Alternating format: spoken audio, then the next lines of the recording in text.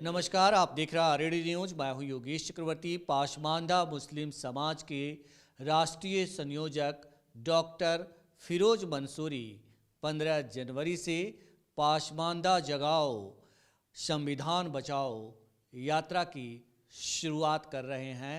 हम आपको बता दें कि पाशमानदा समाज का हमेशा अलख जगाने वाले डॉक्टर फिरोज मंसूरी सिवान से इस यात्रा की शुरुआत कर रहे हैं। और हम आपको बता दें कि ये पीएमडीआरएफ के निदेशक भी हैं और पाशमानदा समाज में चेतना जगाने के लिए, उनको जागृत करने के लिए, उनके हक और हकूक़ के लिए हमेशा सड़कों पर उतरते आए हैं और इस वक्त हमारे साथ हैं। तो आइए बात करते हैं। फिरोज मंसूरी साहब, आप पाशमानदा समाज को जगाने का काम कई सालों से कर रहे हैं। ये जो आप नया पाशमानदा जगाओ और संविधान बचाओ यात्रा करने जा रहे हैं, संविधान सिवान से शुरू करने जा रहे हैं, तो इसका मकसद क्या है? देखिए, अभी हमारा जो पसमानदा मुस्लिम समाज है, पीएमडीआरएफ, ये तमाम लोगों ने ये फ़ैसला लिया है कि जिस तरह से देश का संविधान ख़तरे में है और संविधान, आप देखिएगा कि लगातार संविधान पर हमला हो रहा है, देश का संविधान बिल्कुल संकट में है। तो ऐसे समय में हम देश के नागरिकों की ये जवाबदेही बनती है कि अपने लोगों को संविधान के बारे में जानकारी दी जाए, पसमानदा समाज को जागरूक किया जाए। और इसको लेके हम लोग सिवान क्षेत्र से, और आप जानते हैं कि राजेंद्र प्रसाद जी का क्षेत्र रहा है और संविधान सभा के एक बहुत ही महत्वपूर्ण भूमिका में राजेंद्र बाबू रहे हैं। हम लोग वहीं से यात्रा की शुरुआत करेंगे और ये यात्रा फिर चंपारण जाएगी। चंपारण के बाद ये यात्रा समस्तीपुर जाएगी, कर्पूरी ठाकुर जी के समाधि स्थल पे। फिर वहाँ से कर्पूरी ठाकुर जी के समस्तीपुर से होते हुए मंडल की धरती मधेपुरा जाएगी। तो ये एक बड़ा यात्रा है और इसके पीछे अभी जो वर्तमान स्थिति है पसमानदा समाज की जो हालत है वो काफ़ी दयनीय है। आप देखिएगा कि जाति जनगणना के बाद जो बिहार में, मैं शुक्रिया अदा करता हूँ माननीय नीतीश कुमार जी का, आदरणीय लालू प्रसाद यादव जी का, कि जिस तरह से जाति गणना हुई है और जो हमारे पसमानदा समाज का डेटा आया है वो बहुत ही दयनीय स्थिति में हमारा समाज है। तो इसको लेके हम लोग इस यात्रा पे हम लोग न सिर्फ संविधान की बात करने जा रहे हैं, हम लोग प्रस्तावना, जो हम भारत के लोग हैं, हम वहाँ पढ़ेंगे, हमारा प्रस्तावना का पाठ होगा। अपने इस लोगों को संविधान ने, जो बाबा साहब अम्बेडकर ने जो हमको अधिकार दिए, संविधान सभा में जो हमको, जो हमारे देश के नागरिकों को जो अधिकार मिले थे, हमको अपने लोगों को बताने होगी। और फिर उस आधार पर किस तरह से हम शैक्षिक रूप से, आर्थिक रूप से, सामाजिक रूप से, राजनीतिक रूप से सशक्त हों, इसको हमको अवेयरनेस करना पड़ेगा। और इसके लिए हम लोगों ने सिवान क्षेत्र चुना है। और सिवान क्षेत्र चुनने की वजह यह है कि आप देखिएगा कि डेटा भी है कि अगर सबसे ज़्यादा रेवेन्यू कलेक्ट करके अगर कोई क्षेत्र देता है बिहार को, फॉरेन रेवेन्यू, तो वो सिवान है।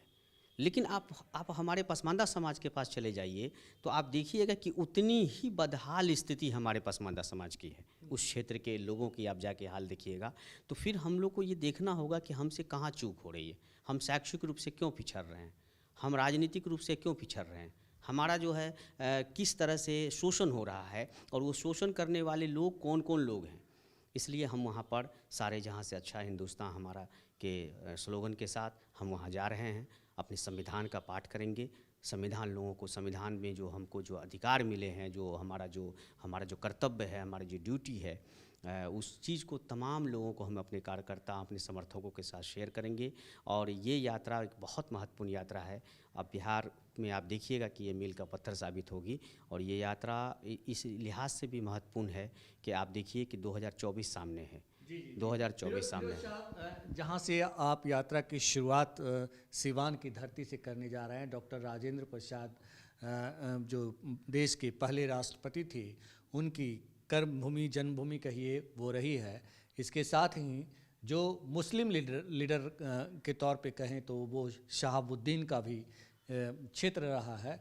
क्या आपको लगता है कि कहीं ना कहीं जो है मुस्लिम समुदाय में भी अगड़े और पिछड़े की जो मतलब बात होती है, तो मलाई खाने की बात जब आती है तो अगड़े जो लोग हैं वो मलाई खा जाते हैं? नहीं, इसमें कोई शक नहीं है। देखिए, मंडल आंदोलन के बाद जब मंडल कमीशन के बाद हम लोग को आरक्षण मिला, तो इसमें कोई शक नहीं है कि उसमें अधिकार मिले, लेकिन जिस अनुपात में हमको उनका फ़ायदा होना चाहिए था उस अनुपात में नहीं मिले। और यही बात हम कर्पूरी ठाकुर फार्मूला में देखते हैं तो हमको उसका फ़ायदा दिखाई पड़ता है। तो कहीं न कहीं आखिर हमारी जो हकमारी हुई है, हमारी जनसंख्या कितना है, 85% है। आज डेटा सामने आ गया है, 36% अति पिछड़ा है। और उसमें आप देखिए कि 36% में हमारे यहाँ जो 17% मुसलमान है, उसमें 13% पसमानदा है। तो 13% पसमानदा की हिस्सेदारी, चाहे वो संसाधनों में आप देख लीजिए, चाहे आर्थिक तौर पे हो, सामाजिक तौर पे हो, राजनीतिक तौर पे हो, शैक्षिक तौर पे हो, नगण्य है। बहुत अच्छी स्थिति नहीं है। तो आखिर कहाँ चूक हो गई? ऐसे कौन लोग हैं जो ऐन मौके पे धर्म का सवाल उठाता है और वो पूरा का पूरा उसका लाभ किसको होता है? हिंदू मुस्लिम की राजनीति में अंतोगत्वा किसको फ़ायदा होता है? आप देखिएगा कि हमारे समाज का जो अशराफ तबका है उसको फ़ायदा होता है। आप हमारे लोग तो फिर उसी तरह संघर्ष कर रहे हैं, अभी भी खेती कर रहे हैं, मजदूरी कर रहे हैं, किसानी कर रहे हैं, अंडा बेच रहे हैं, डेयरी लगा रहे हैं, ठेला चला रहे हैं, रिक्शा चला रहे हैं, टेम्पू चला रहे हैं। तो हमारे लोग तो मजदूरी बन के हमारा तो कोई डेवलपमेंट हो नहीं रहा। राजनीतिक रूप में हिस्सेदारी का सवाल आता है तो वो वहाँ पर जो है पूरा का पूरा आप जाकर विधानसभा का लिस्ट निकाल के देख लीजिए कौन लोग थे, विधान परिषद का लिस्ट निकाल के देखिए कौन लोग हैं, राज्यसभा का लिस्ट निकाल के देखिए कि कौन लोग हैं। राजनीतिक हिस्सेदारी की बात करें तो आपको बिहार में दो ही पार्टियां हैं जो मुस्लिम समुदाय के हक और हुकूक की बात करती है, जेडीयू और आरजेडी।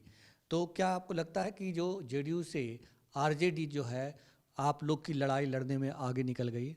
नहीं, इसमें कोई शक नहीं है कि अगर पसमानदा समाज को हिस्सेदारी का सवाल का मामला आता है तो बहुत ईमानदारी से मैं कहूँगा कि माननीय मुख्यमंत्री नीतीश कुमार जी ने पसमानदा समाज को बहुत सम्मान दिया है। बहुत सम्मान मैं इसलिए कहता हूँ कि पहली बार हमारा राज्यसभा सदस्य बना पसमानदा समाज से माननीय नीतीश कुमार जी ने भेजा। आप देखिएगा कि एक लंबी फहरिस्त है, कई नाम है जिनको माननीय मुख्यमंत्री जी ने सम्मान दिया है और विधानसभा में भी, विधान परिषद में भी सम्मान दिया।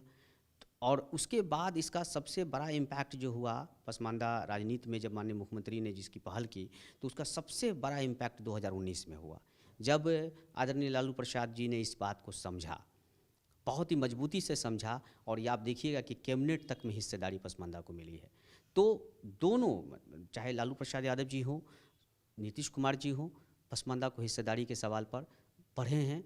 थोड़ा बहुत कम हुआ है, जहाँ कमी हुई है उस पर वो विमर्श भी कर रहे हैं, वो सोच भी रहे हैं, वो देख भी रहे हैं। और मुझे पूरी उम्मीद है कि अब कहीं भी पसमानदा की हकमारी नहीं हो रही, लेकिन ये तब होगा जब हमको अपने समाज को जगा के रखना होगा। और ये जगाने के लिए ही हम लोग सीवान से यात्रा कर रहे हैं। सीवान से चंपारण जाएंगे।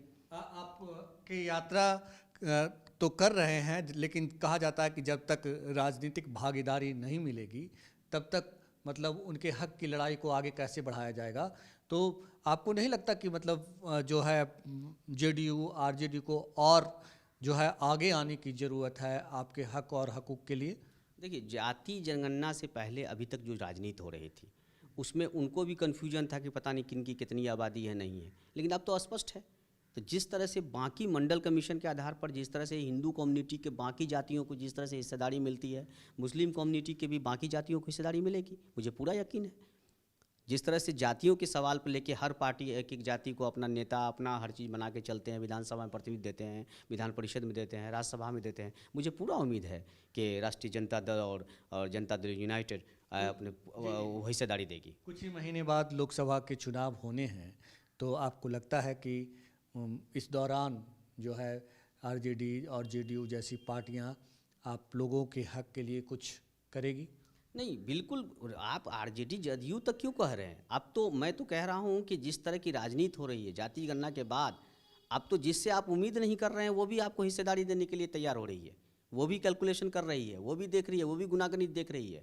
अब योगेश जी वो दौड़ गया जब आपको टोटल मुस्लिम का एक मुश्त वोट इकट्ठा होकर आपके झोली में आ जाता है। ऐसा नहीं होने जा रहा है। आप हाँ, ये तब होगा जब आप उसको बराबर का सम्मान देंगे। और बराबर का सम्मान का मतलब है जाति गणना के बाद कि भाई जिनकी जितनी हिस्सेदारी, जिनकी भागीदारी, उतनी भागीदारी तो देनी पड़ेगी आपको।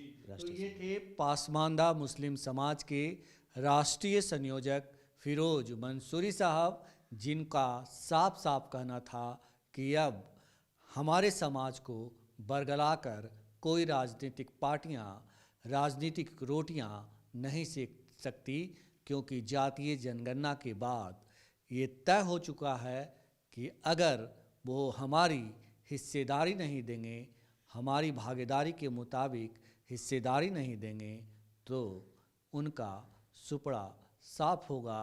ऐसे में राजनीतिक पार्टियों को, जो कल तक इन्हें वंचित भी रखना चाहती थी, इनका इशारा बीजेपी की ओर था, वो भी जगह देने के लिए मचल रही है। योगेश चक्रवर्ती, RAD न्यूज़, पटना।